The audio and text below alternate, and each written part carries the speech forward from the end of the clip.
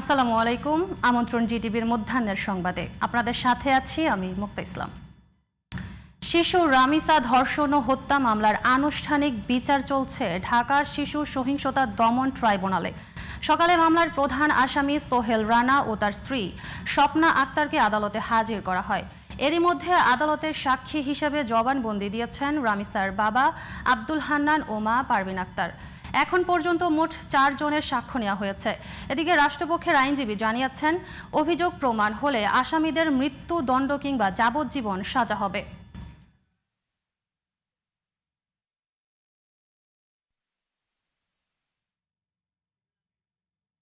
দর্শক, এ বিষয়ে আরো খবর জানাতে রাজধানীর নিম্ন আদালত প্রাঙ্গণ থেকে যুক্ত হচ্ছেন সহকর্মী আহমদ অনেক রামিসা হত্যা মামলায় এখন পর্যন্ত কে কে সাক্ষ্য দিয়েছেন, বিস্তারিত জানাবেন।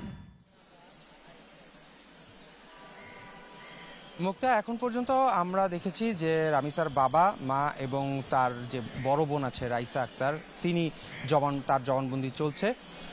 জনাকীর্ণ যেই এজলাসে সেই সাক্ষ্য গ্রহণ নেওয়া হয়।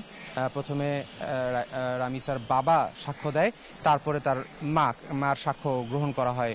মূলত আজকে যে বিষয়টি হচ্ছে যে এজাহারে যেসব কথাগুলো বলা হয়েছিল সেগুলি মূলত ক্রস চেক করা হচ্ছে এবং পরবর্তীতে যখন রাইসার যেই জবানবন্দি নেওয়া হচ্ছিল বা রাইসার যেই সাক্ষ্য গ্রহণ করা হচ্ছিল তখন রাষ্ট্রপক্ষের থেকে বলা হচ্ছিল যে নারী এবং শিশু নির্যাতন আইনের অধীনে বলা আছে যে যদি কোনো শিশুর সাক্ষ্য গ্রহণ করা হয় সেটি মোবাইল ট্রায়ালে হবে। মোবাইল ট্রায়াল বলতে আসলে মোবাইলে নয়, সেখানে এজলাসে শুধুমাত্র বিচারক এবং বিচার কার্যে যারা জড়িত কর্মচারী এবং বাদী এবং বিবাদী পক্ষের আইনজীবী ছাড়া অন্য কাউকেই আসলে সেখানে থাকতে দেওয়া হয় না।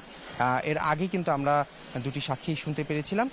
এখন রাইসার সাক্ষ্য গ্রহণ চলছে এবং আজকে মোট কতজন নেওয়া হবে সে বিষয়টা আমরা এখনই স্পষ্ট নয়। তবে আজকে প্রথম দিনের বিচারের কার্যক্রম শুরু হলো এবং সেটি চলছে এবং এটি ধারাবাহিকভাবে প্রতি কর্মদিবসেই হবে এবং এই আইনে এটি বলা আছে। তো আজকে সবকিছু শেষ হলে বাদী পক্ষের এবং বিবাদী পক্ষের যারা আইনজীবী আছে তাদের সাথে আমরা কথা বললে আরো স্পষ্ট হব যে আদালত কি বলেছে অথবা সাক্ষ্যরাই বা কি কথা সেই আদালতে তারা উপস্থাপন করেছে। তো মুক্তা, আমরা আছি, সংবাদ সংগ্রহ করছি, পরবর্তীতে বিস্তারিত জানিয়ে দেওয়ার চেষ্টা করব। অনেক আপনাকে ধন্যবাদ। ইসলামী ব্যাংকের নতুন চেয়ারম্যানের নিয়োগ বাতিলের দাবিতে রাজধানীর মতিঝিলে আজও বিক্ষোভ করছে ব্যাংকের গ্রাহক ফোরামের নেতারা। দর্শক, আমরা সরাসরি চলে যাচ্ছি সেখানে। ইসলামী ব্যাংক সুষ্ঠুভাবে পরিচালিত হতে পারে, ইসলামী ব্যাংকের স্থিতিশীলতা শৃঙ্খলা রক্ষিত হতে পারে, এটা আমরা কোনোভাবেই বিশ্বাস করি না।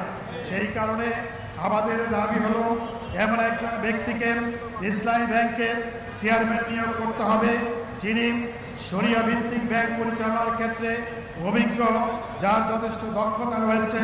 এই ধরনের সৎ এবং যোগ্য একজন ব্যক্তিকে ব্যাংকের চেয়ারম্যান হিসাবে নিয়োগ করতে হবে।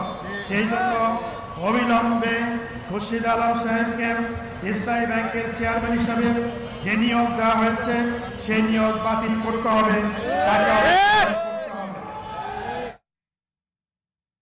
ফরিদপুরের ঢাকা ভাঙা মহাসড়কে দাঁড়িয়ে থাকা গ্যাস সিলিন্ডার ভর্তি একটি ট্রাকের পেছনে প্রাইভেট কারের ধাক্কায় 5 জন নিহত হয়েছেন। মঙ্গলবার ভোরে উপজেলার মালিগ্রাম এলাকায় দুর্ঘটনা ঘটে। পুলিশ ও ফায়ার সার্ভিস জানায়, ঢাকা থেকে যশোরগামী একটি প্রাইভেট কার নিয়ন্ত্রণ হারিয়ে মহাসড়কের পাশে দাঁড়িয়ে থাকা গ্যাস সিলিন্ডার ভর্তি ট্রাকের পেছনে সজোরে ধাক্কা দেয়। এতে প্রাইভেট কারের 2 পুরুষ ও 2 নারী ঘটনাস্থলেই নিহত হন। পরে সকালে চিকিৎসাধীন অবস্থায় 16 বছরের এক কিশোরের মৃত্যু হয়। এদিকে নিহত হলেন যশোরের ঝিকরগাছা উপজেলার উজ্জ্বলপুর গ্রামের নূরজাহান, আরিফ ইসলাম, আয়েশা বেগম এবং রাকিব। তবে এখনও গাড়ি চালকের পরিচয় পাওয়া যায়নি। বাগেরহাটের খানজাহান আলী মাজার দিঘির মহিলা ঘাট থেকে কুমির টেনে নিয়ে যাওয়া শিশু ফাতেমার মরদেহ উদ্ধার করেছে ফায়ার সার্ভিস কর্মীরা। ভোর 4:45টার দিকে দিঘির পূর্ব পাশে মরদেহ ভেসে উঠলে তাকে উদ্ধার করা হয়। এর আগে সোমবার রাতে জাহান আলী মাজারের দিঘির মহিলা ঘাট থেকে কুমির টেনে নিয়ে যায় শিশু ফাতেমাকে। সে সময় মরদেহ উদ্ধারের বিষয়টি নিশ্চিত করেন মাজারের প্রধান খাদেম সাবেক চেয়ারম্যান শেখ তরিকুল ইসলাম। স্থানীয়রা জানায় বাগেরহাট সদর উপজেলার ৬০ গম্বুজ ইউনিয়নের অবস্থিত খান জাহান আলী মাজারের মানসিক প্রতিবন্ধী ফাতেমা গোসল করতে দিঘিতে নামে। এ সময় দিঘিতে থাকা কুমির তাকে কামড়ে ধরে পানির নিচে টেনে নিয়ে যায়।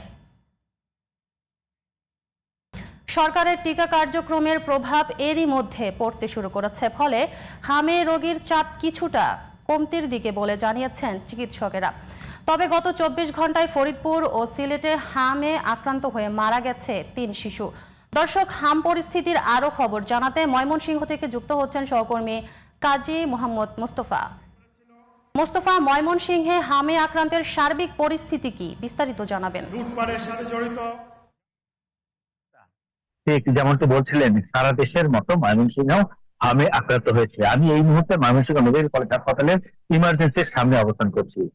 ময়মনসিংহ মেডিকেল কলেজ হাসপাতালে গত ২৪ ঘন্টায় ২৫ শিশু নতুন করে ভর্তি হয়েছে। এখন এই মুহূর্তে ময়মনসিংহ মেডিকেল কলেজ হাসপাতালে ১০৭ শিশু চিকিৎসাধীন রয়েছে।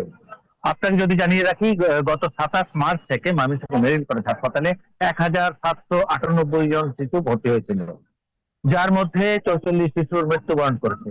গত ২৪ ঘন্টায় কোনো মৃত্যুর খবর না থাকলেও আপনার ভর্তি হয়েছে নতুন করে ২৫ জন। আর টিকা কার্যক্রমের কথা যদি বলতে হয়, ময়মনসিংহের শতভাগের উপরে টিকা কার্যক্রম সম্পন্ন হয়েছে এবছর।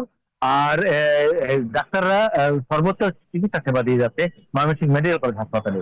আর একটি কথা বলে রাখি, সেটি হলো আপনার এই রোগীর স্বজনরা এবং চিকিৎসকরা তারা উদ্বিগ্ন আছে যে মৃত্যুর সংখ্যার কারণে।